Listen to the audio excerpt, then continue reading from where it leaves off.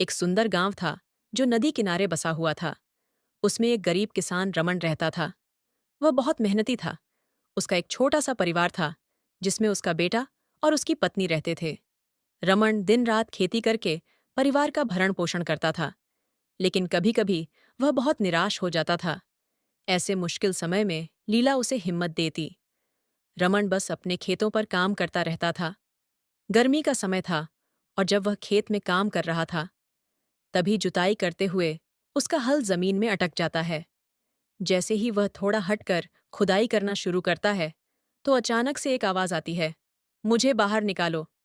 वह डर जाता है और दूर खड़ा हो जाता है। वह अपने चारों ओर नजरें घुमाता है, लेकिन उसे कोई नजर नहीं आता।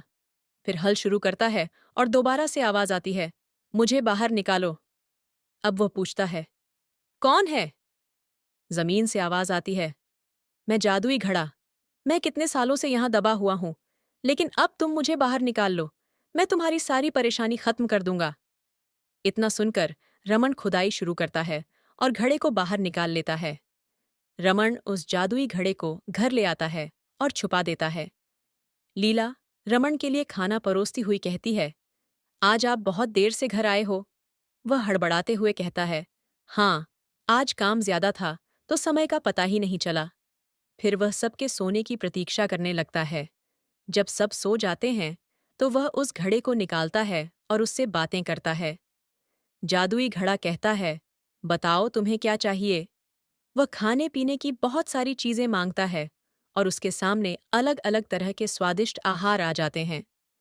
वह ये सब देखकर हैरान हो जाता है और उसे समझ आता है कि ये कोई मामूली घड़ा नहीं है, ये सच में जादुई घड़ा है।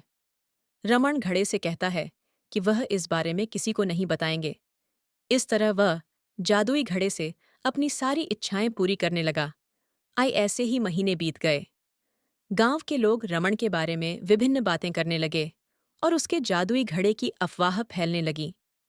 इन सब के चलते गांव वाले संदेह और ईर्ष्या की नजरों से देखने लगे। इन सभी बातों का लीला पर गहरा प्रभाव पड़ता है और वो इस बारे में बात करते हैं। तब रमन उन्हें सारी घटना बताता है और उस जादुई घड़े को दिखाता है।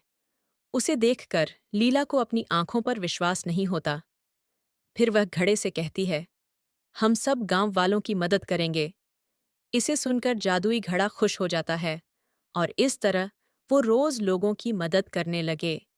इस तरह पूरा गांव हंसी खुशी अपना जीवन बिताने लगा। यह कहानी हमें सिखाती है कि हमें अपने साथ साथ दूसरों की भी मदद करनी चाहिए।